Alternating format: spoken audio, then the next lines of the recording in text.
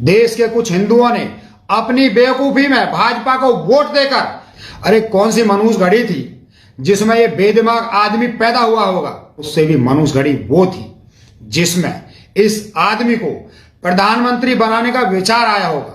इतना अकल का अंधा और इतना बेशरम प्रधानमंत्री देश के इतिहास में पहली बार आया है। इस तरह का गंवार प्रधानमंत्री देश का प्रधानमंत्री ना हो।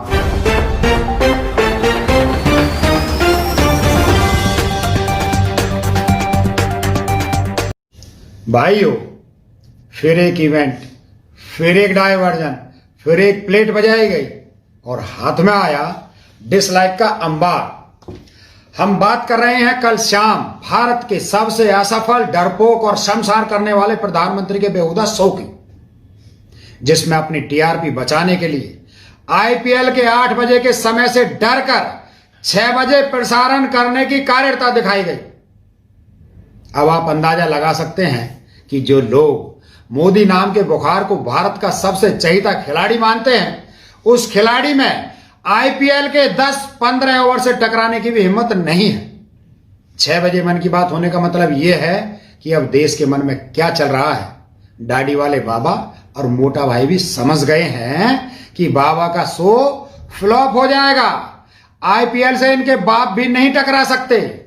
इसलिए मोटा भाई ट्वीट करके बोले, महाराष्ट्र के राज्यपाल कुछ और अच्छे शब्द बोल सकते थे, क्योंकि जिस डिस्को पर देश भर के राज्यपालों को नचाया जा रहा है, उस गाने के बोल मोटा भाई के लिखे होते हैं और संगीत आरएसएस देता है।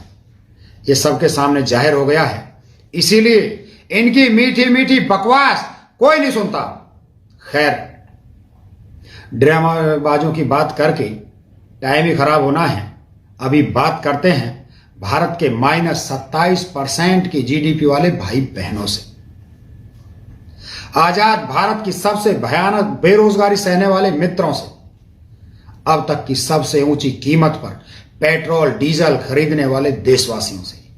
75,97,000 कोरोना मरीजों और कोरोना से ही 1,15,000 मौत झेलने वाले मतदाता भाई बहनों से।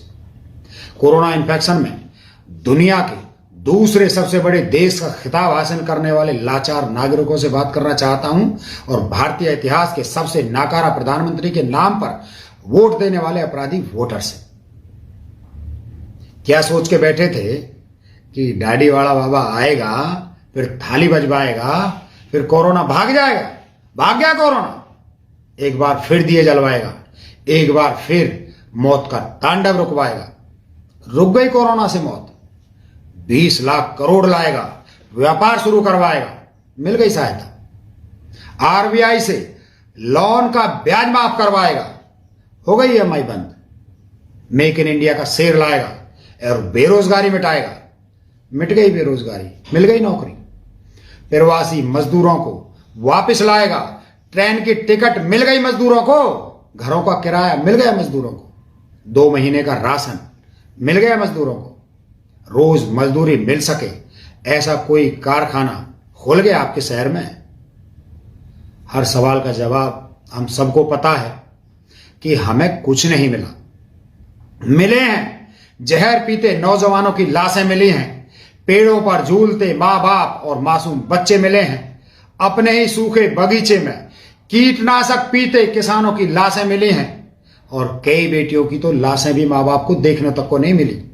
आधी रात को जला दिया गया बेटियों को, कभी सुबह 5 बजे मिट्टी का तेल डालकर जलाया गया। ये हवस की शिकार हुई बेटियों की चिताओं का धुआं मिला है। हां, कौन कहता है देश को मोदी राज में कुछ नहीं मिला? इतना जो मिला है वो 6 साल से मिल रहा है और ताजा ताजा पुरस्कार ऐसा मिला है कि दिखाने में भी शर्म आ जाएगी कि हम जिस देश को 3 तरफ से घेरे हुए हैं, चौथी तरफ से समंदर है, उस बांग्लादेश की आर्थिक स्थिति हमारे भारत से ज्यादा बेहतर है। दूसरा जहर का घूंट यह है कि अगले कुछ महीनों में हम एशिया के सबसे गरीब देशों में शामिल होने जा रहे हैं। अब खड़े हो जाओ भक्तों, तुम्हारे देवता देश को डुबोने आर्थिक कयामत ला रहे हैं। अरे कौन सी मनुष्य घड़ी थी जिसमें ये बेदिमाग आदमी पैदा हुआ होगा, और उससे भी मनुष्य घड़ी वो थी जिसमें इस आदमी को प्रधानमंत्री बनाने का विचार आया होगा। मेरे भाइयों, जब तक इस देश में बेटियों की इज्जत लूटने वाले ही विधानसभाओं में और संसद में आप भेजते रहोगे, इस देश से प्रकृति का प्रकोप कम नहीं होगा। देश के कुछ हिंदुओं ने अपनी बेवकूफी में भाजपा को वोट देकर पूरे देश के साथ अनजाने में ही सही पर गद्दारी तो की है।